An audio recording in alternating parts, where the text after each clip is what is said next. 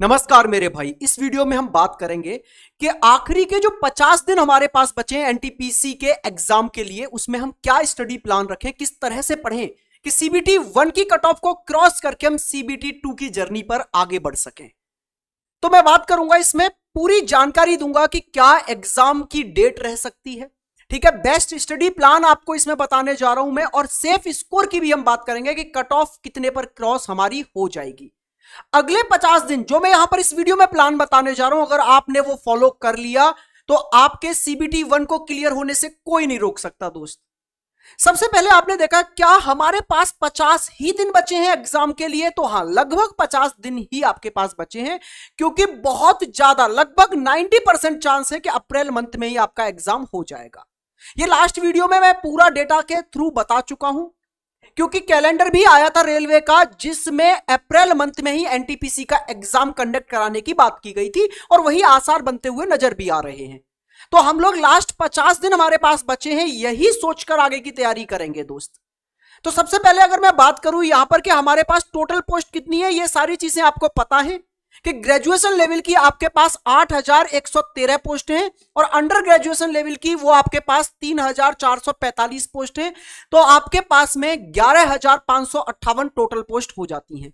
अच्छा, इसका क्या सीबीटी 1 और सीबीटी 2 का सिलेबस है, कितना वेटेज किस सब्जेक्ट का है, इस पर भी एक नजर डाल लेते हैं हम लोग। अगर हम बात करेंगे सीबीटी 1 में, तो यहां पर आपको जनरल नॉलेज 40 क्वेश्चन 40 नंबर के नजर आएंगे, मैथ्स आपका 20 क्वेश्चन 20 नंबर के नजर आएंगे, और आपका रीजनिंग 30 क्वेश्चन 30 नंबर के नजर आएंगे।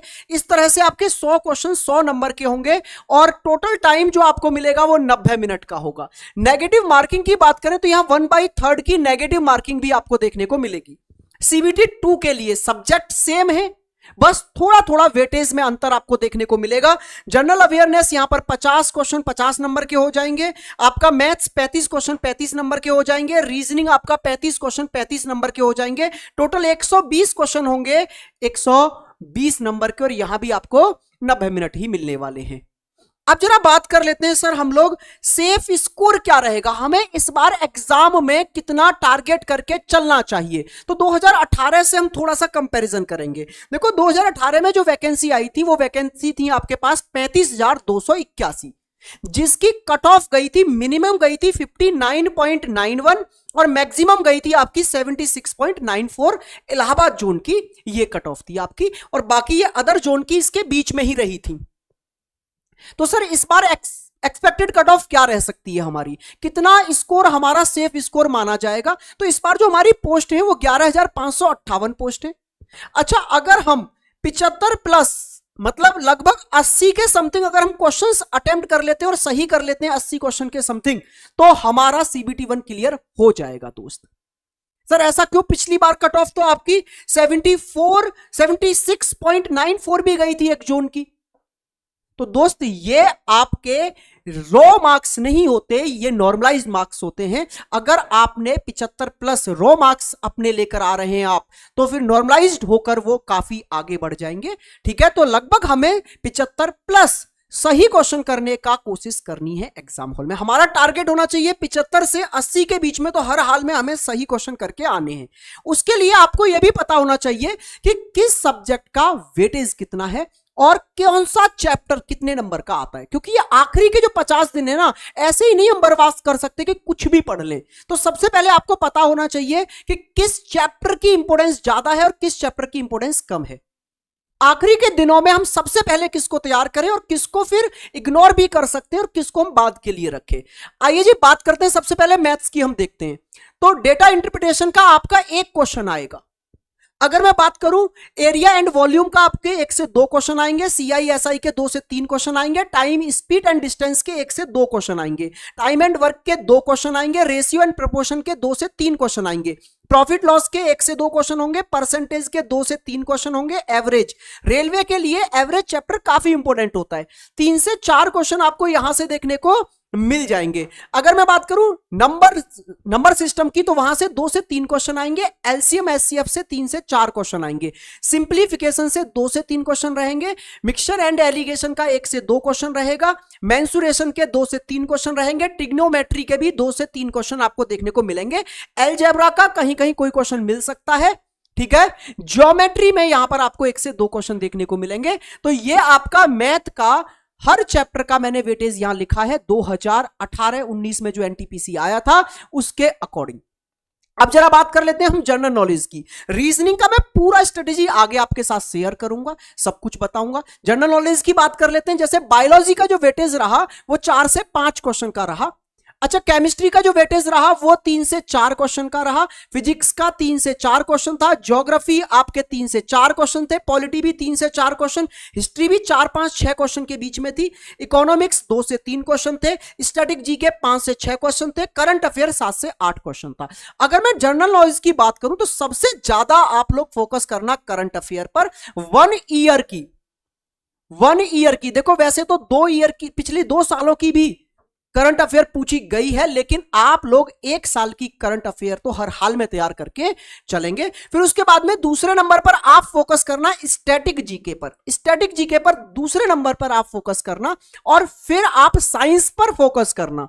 ठीक है, सबसे पहले क्या कवर करना है आपको? Current affair. जनरल नॉलेज की बात करूं तो मैं, फिर उसके बाद में स्टैटिक जीके आप कवर करना, फिर उसके बाद में साइंस कवर करना, और फिर ये जो आपके ज्योग्राफी, पॉलिटी, हिस्ट्री और इकोनॉमिक्स बचे इनको एंड के लिए रखना। सर इसमें पढ़ें क्या? तो मैं आपको सलाह दूंगा कि आप प्रीवियस ईयर पर, खासकर इन सब्जेक्टों पर आप प्रीवियस ईयर पर कमांड करें, प्रीवियस ईयर पढ़ें, वो ज्यादा बेहतर रहता है। ठीक है, क्वेश्चंस रिपीट बहुत ज्यादा रेलवे में होते हैं, बहुत ज्यादा देखने को मिलते हैं, तो आप लोग इन सब्जेक्टों के प्रीवियस ईयर क्वेश्चंस की प्रैक्टिस अच्छे से कर लें। अब बात करते हैं हम लोग रीजनिंग की। भाई देखो, रीजनिंग में सिटिंग अरेंजमेंट 2 से 3 क्वेश्चन आने वाले हैं। सिलोगिज्म का 1 से 2 क्वेश्चन रहेगा। ब्लड रिलेशन के 2 क्वेश्चन देखने को मिलेंगे। पजल का भी 1 से 2 क्वेश्चन आपको देखने को मिलेगा। मैथमेटिकल ऑपरेशन के 2 से 3 क्वेश्चन देखने को मिलेंगे। आर्ग्यूमेंट एंड अजम्पशन के, लॉजिकल रीजनिंग जिसे हम कह देते हैं, उसके 3 से 4 क्वेश्चन देखने को मिलेंगे। कोडिंग डिकोडिंग के 2 से 3 क्वेश्चन होंगे। डेटा सफिशिएंसी का भी 2 से 3 क्वेश्चन रहेगा। ऑर्डर और रैंकिंग इतना इंपॉर्टेंट चैप्टर नहीं है, आप इसको एंड के लिए छोड़ सकते हैं। ठीक है, नंबर सीरीज इंपॉर्टेंट चैप्टर है, 2 क्वेश्चन तो देखने को मिलेंगे। इनइक्वालिटी भी 1 से 2 क्वेश्चन आपको देखने को मिलेंगे। डायरेक्शन का किसी किसी शिफ्ट में 1 क्वेश्चन है, किसी किसी में 0 है, तो इसको भी आप इग्नोर कर सकते हैं, बाद के लिए छोड़ सकते हैं। एनालॉजी इंपॉर्टेंट चैप्टर है आपका। अल्फाबेट सीरीज जो है आपकी 1 से 2 क्वेश्चन आएंगे। डायरेक्शन दोबारा से यहां लिख गया है भाई, इसको इग्नोर करेंगे आप लोग, मैंने ऊपर लिख दिया है। आइए जी, ये नॉन वर्बल आपका कंप्लीट हो जाएगा। आपके 3 से 4 क्वेश्चन यहां से देखने को मिलेंगे। ऑड वन आउट, अगर मैं इसकी बात करूं तो मेरे भाई यहां से आपके 2 क्वेश्चन देखने को मिलेंगे। वेन डायग्राम का 1 से 2 क्वेश्चन रहेगा। कैलेंडर और क्लॉक को आप इग्नोर कर सकते हैं, बहुत बेसिक चीजें समझ लोगे, अगर क्वेश्चन आया तो वहीं से आ जाएगा। ठीक है, आपको क्लियर हुआ होगा कि कौन से चैप्टर पे आपको ज्यादा फोकस रखना है। अगर मैं कहूं तो सिटिंग अरेंजमेंट आपका इंपॉर्टेंट चैप्टर है रेलवे के लिए। सिलोगिज्म बिल्कुल इंपॉर्टेंट चैप्टर है आपके लिए। ब्लड रिलेशन इंपॉर्टेंट चैप्टर है सर। अगर मैं बात करूं मैथमेटिकल ऑपरेशन इंपॉर्टेंट चैप्टर है साहब। इसके बाद में कोडिंग डिकोडिंग बहुत इंपॉर्टेंट चैप्टर है आपका। उसके बाद में नंबर सीरीज इंपॉर्टेंट चैप्टर है, आपको कवर करना है पहले ये। एनालॉजी आपका इंपॉर्टेंट चैप्टर है, और odd one out means classification भी आपका इंपॉर्टेंट चैप्टर है। पहले इन चैप्टरों को कवर करें, फिर बारी बारी से अदर चैप्टर्स को कवर करेंगे। अब सर कहां से कवर करना है, कैसे कवर करना है? रीजनिंग का तो मैं पूरा डेटा आपको बताऊंगा, आपके इसी चैनल पर मिल जाएगा। आपके हर एक चीज का सॉल्यूशन रीजनिंग में आपका ये चैनल करके देगा मेरे भाई। ठीक है, अब बात करते हैं सर अगले 50 दिन हमें क्या करना चाहिए। सबसे पहली बात, क्या सर 50 दिन काफी है हमारे लिए? अभी क्या हम 50 दिन में कट ऑफ क्लियर कर सकते हैं सीबीटी 1 की? बिल्कुल कर सकते हो मेरे भाई। अगर मैं टाइम की बात करूं ना, तो अगर 50 दिन में आपने टारगेट बनाया कि जी जान से पढ़ूंगा, दिन रात एक कर दूंगा, देखो पहली बात तो ये उन्हीं के लिए है जो जी जान से पढ़ने के लिए तैयार है। जो अभी भी तैयार नहीं है तो दोस्त उसका तो कोई क्लियर करा ही नहीं सकता कैसे भी। तो ये उनके लिए प्लान है जो यहां से अगले 50 दिन सब चीजों को साइड करके अपना मेन फोकस पढ़ाई पर रखने वाले हैं। तो अगर हम 10 घंटे पर डे निकालते हैं पढ़ने के लिए, तो अभी हमारे पास 50 दिन है, तो 500 घंटे बहुत होते हैं मेरे भाई किसी भी एग्जाम को क्वालिफाई करने के लिए। अगर हम मन से 500 घंटे पढ़ लेना तो दोस्त कोई भी एग्जाम हम क्लियर कर सकते हैं यहां पर। तो सर इन 500 घंटों को कैसे डिवाइड करना है, क्या करना है, यही मैं प्लान आपके सामने लेके आया हूं। देखो सबसे पहले आपको क्या करना चाहिए, सबसे पहले मेरे दोस्त आप एक डायरी लो। ये मैं हमेशा कहता हूं, क्योंकि बिना डायरी के, बिना टाइम टेबल के कोई भी तैयारी हो ही नहीं सकती। ठीक है, क्योंकि आप अपने आप में सुधार कितना करना है, कितना अपने दिए गए टारगेट को पूरा कर पा रहे हो, कितना नहीं कर पा रहे हो, वो एक डायरी में सही क्रमबद्ध तरीके से लिखा और उससे फिर अपना आउटपुट आप जज कर सकते हो। तो सबसे पहले एक डायरी लो, उस डायरी में टारगेट सेट करना स्टार्ट करो। टारगेटेड पढ़ाई करोगे तो सिलेक्शन बहुत आसान हो जाएगा। ऐसे नहीं कि आप कुछ भी पढ़ रहे हैं, नहीं भाई, टारगेट बनाइए, पर डे अपना टारगेट सेट करिए, और उस टारगेट को सेट करने के लिए आप इंपॉर्टेंट टॉपिक्स को आगे रखेंगे। जैसे आपने देखा सर कि रीजनिंग में सबसे अच्छी खासी वेटेज का आ रहा है सिटिंग अरेंजमेंट, 2 से 3 क्वेश्चन है, तो सबसे पहले टारगेट में आप सिटिंग अरेंजमेंट कवर करिए। फिर आ रहा है ब्लड रिलेशन के भी सर 2 क्वेश्चन आ रहे हैं, उसको टारगेट सेट करिए। फिर सर एनालॉजी के 3 क्वेश्चन आ रहे हैं, एनालॉजी पे फोकस करिए। ठीक है दोस्त, ऐसे आप लोग इंपॉर्टेंट टॉपिक्स पर पहले कमांड कर लीजिए। लगभग ये आपके 30 दिन का काम होना चाहिए। ठीक है, 30 डेज में आपके सारे इंपॉर्टेंट टॉपिक्स आपके तैयार हो जाने चाहिए। ठीक है, अब सर कैसे करेंगे, तो इसकी मदद में रीजनिंग में आपकी पूरी करने के लिए तैयार हूं। मैंने इसी चैनल पर 20 दिन 20 मैं 30 भी नहीं कह रहा, रीजनिंग में आप मुझे 20 दिन दे दीजिए बस।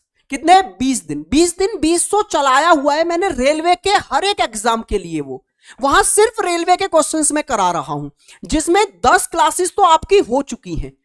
अगले 10 दिन और उन क्लासेस को कवर करेंगे तो ये हमारी कंप्लीट 20 क्लासेस कवर हो जाएंगी, जिसमें सारे के सारे रीजनिंग के चैप्टर्स कवर हो जाएंगे। देखो ना, रीजनिंग में लगभग आपके 20 ही चैप्टर देखने को मिलने वाले हैं। 1 2 3 4 5 6 7 8 9 10 11 12 13 14 15 16 17 18 19 20 20 दिन 20 चैप्टर। ये मैंने आपका रीजनिंग का काम इसी चैनल पे कर रखा है, और उसमें हम लोग कर क्या रहे हैं, बहुत ज्यादा टाइम नहीं ले रहे आपका, सिर्फ 1.5 घंटे। ठीक है, सिर्फ 1.5 घंटे हम एक चैप्टर उठाते हैं और उस एक चैप्टर के सुपर 50 क्वेश्चंस उसमें करा के चले जाते हैं। ठीक है, 50 क्वेश्चन बेस्ट वाले रेलवे के हम वहां करा के जा रहे हैं। यहां से आपका बहुत अच्छे से चैप्टर रिवाइज हो जाएगा। ऐसे ही आप मैथ में फॉलो करिए।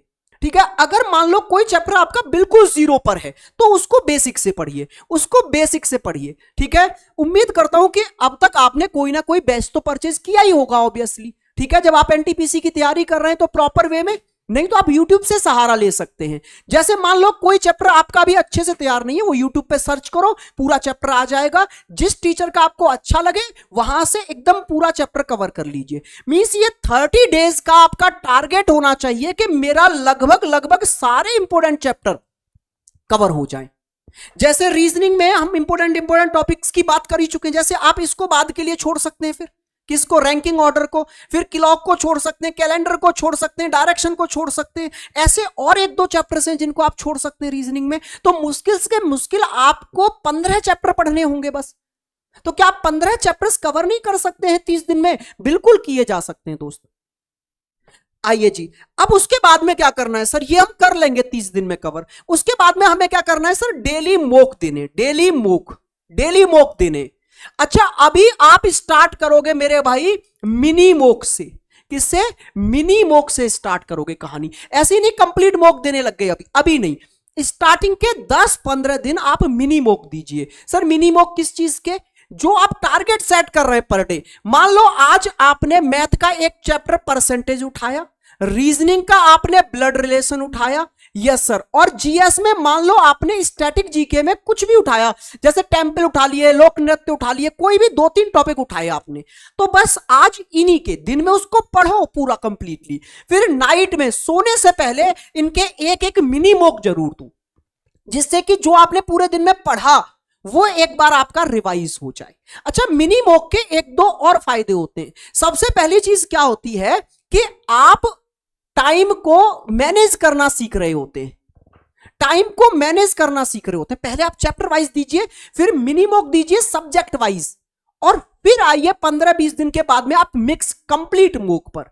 ठीक है, यहां से क्या होगा, जब आप मिनी मॉक देंगे, जैसे आपने टारगेट सेट किया, एंड में जज भी हो जाएगा रात को सोते टाइम कि हां अब ये मेरा कंप्लीट हो चुका है, अच्छे से मेरे से क्वेश्चन भी हो रहे हैं। ठीक है, तो आप 15 दिन तक देंगे मिनी मॉक, जिसमें चैप्टर वाइज हो सकते हैं, सब्जेक्ट वाइज अभी थोड़ा सा प्रायोरिटी पर मत रखिएगा। क्यों? क्योंकि आपके बहुत सारे चैप्टर वीक हैं अभी, वही तो हमें 30 दिन में अच्छे से कंप्लीट करने हैं। Yes sir. फिर क्या करेंगे, जब हमारा ये 30 दिन का टारगेट खत्म हो जाएगा, यहां से आगे जो 20 दिन बचेंगे उनमें हम लोग 2 मॉक पर डे लगाएंगे। 2 मॉक, एक मॉक लगाएंगे कंप्लीट मॉक पूरा 100 क्वेश्चंस का, और एक मॉक लगाएंगे सब्जेक्ट वाइज पूरा पूरा सब्जेक्ट का, मतलब एक मैथ का पूरा कंप्लीट लगा लेंगे। ठीक है, या फिर अल्टरनेट पर लगा सकते हैं, एक रीजनिंग का आज लगा लिया, एक मैथ का, और जीएस पर अपना फोकस बना के रखना, जीएस जीके पर अपना फोकस बना के रखना है। ठीक है भाई, ऐसे भी नहीं कर देना कि जीएस जीके के चक्कर में जो मेन स्कोरिंग सब्जेक्ट है मैथ और रीजनिंग वो पीछे छूट जाए। हमें उसमें अपनी पकड़ इतनी बना के रखनी है कि पूरा अच्छे से स्कोर कर पाए, और साथ में जीएस भी हमारा ठीक हो जाए। जीएस के लिए मैंने सबसे पहले अच्छे से आपको बताया कि आप करंट अफेयर पे सबसे ज्यादा फोकस करें, फिर स्टैटिक जीके पर फोकस करें, फिर उसके बाद साइंस पर फोकस करें, और फिर उसके बाद में हिस्ट्री, ज्योग्राफी, पॉलिटी, और इसके आप टॉप 500 या टॉप 1000 क्वेश्चंस हर सब्जेक्ट के प्रीवियस ईयर लगा लें। मार्केट में बहुत सारी बुक्स आती है, बहुत सारे टीचर्स भी ये करा रहे होते हैं, तो आप वहां से फॉलो करिए।